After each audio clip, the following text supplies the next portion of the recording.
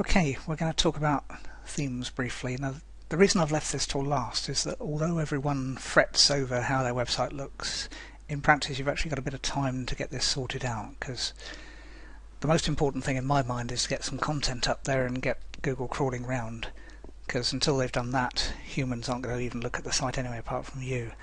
So you can do content first, which is what I'd suggest, and then themes soon after. The default nowadays is 2012 theme, which is, as you've seen, quite ugly. Now, to my mind, obviously change that wording, but to my mind I'm quite happy with that, because I want people to, if I'm doing a site, I want people to basically read the text, look at the images if need be, and click on links and buy stuff. But a lot of people prefer to have something that looks a little bit prettier. If you've got, like I showed you with HostGator where it installed earlier versions, you'll have probably 2010 and definitely 2011 themes there as well. If it's gone straight to version 3.5, you won't. You'll just have the 2012 theme, the one that they're happiest with recently. But any other installed themes, you can click on the thing that says Live Preview, and it does what it says on the tin. It gives you a preview of what the site would look like, and basically all that's done is change the header. But you can also change the tagline, so and that happens as it goes, but it won't save it because I'm not going to tell it to. You can change the colours, so just clicking light or dark will give you that. Personally, I don't like reversed out text, which is where it's white on black. I much prefer black and white, it's easier to read. The layout, content to the left is standard nowadays, don't change that unless you're graphics designer freaks, but basically don't change it. Header image you can change. Background image, I tend not to use one, I find it distracting. Static front page is what we set on the other one, so you can cancel out of that. And then install themes. Now that will give you the standard WordPress search, and it's very easy to get distracted on there for ages. You can do all sorts of things. I find that those tend to narrow them down quite a lot, but you can search for a keyword, search for newest if you're one of these people that prefers newest, and you can preview any of those. And so you choose one that you think looks okay, you can preview it, and it now previews you what your current site would look like ish on that.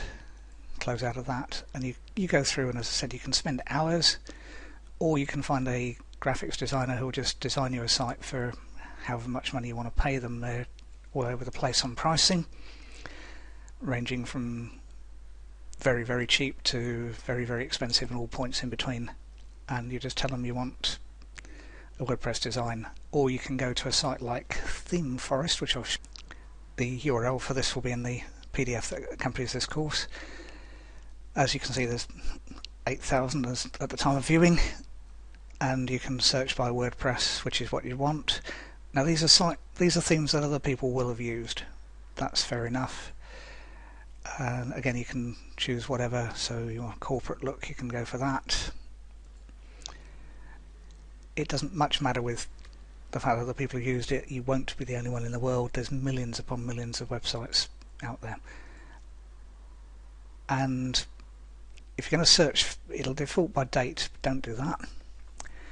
If you want a shortcut, go by sales. So you find the site designs that have been, and they're roughly $50 at Theme Forest. They're not much different. Some are $45, some are $40, but most are $50, $55. And then you can preview that and see why other people like it. And you've got screenshots, live previews, all sorts of things, and a sales pitch on what it does. So if you're stuck for a theme, Theme Forest is a good place to start if you can't find one in the default themes, but there are loads of those, and some, again, if we go for a search, one word I often just type in is premium, because those tend to be slightly more corporate-y, that particular one. But a premium theme isn't premium because WordPress will only link to ones that are free or start free, and then you have the option of paying more. So that particular one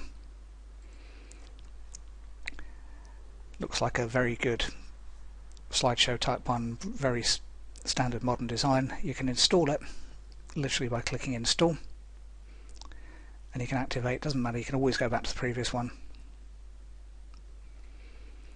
So that's now activated. Demo site, visit the site. That's as quick as it was to change the look and feel of the WordPress site. I don't particularly like that design, but that's fine. You can do that regularly, and you just go back and reinstall 2012, wherever that's gone to, activate. That's how you change the look and feel of WordPress. So now you know everything that you need to know. If you don't, there's a few places you can go for support. One is Fiverr, where there's people that will sort out any WordPress problem you've had. Often for just $5, sometimes for 2 or 3 lots of $5, it varies. Or you can search YouTube, there's tutorials on WordPress coming out of your ears. But this will give you 95% upwards of what you need to know, and the other 5% will be individual to you, so you'll need to find what you need to find, if that makes sense.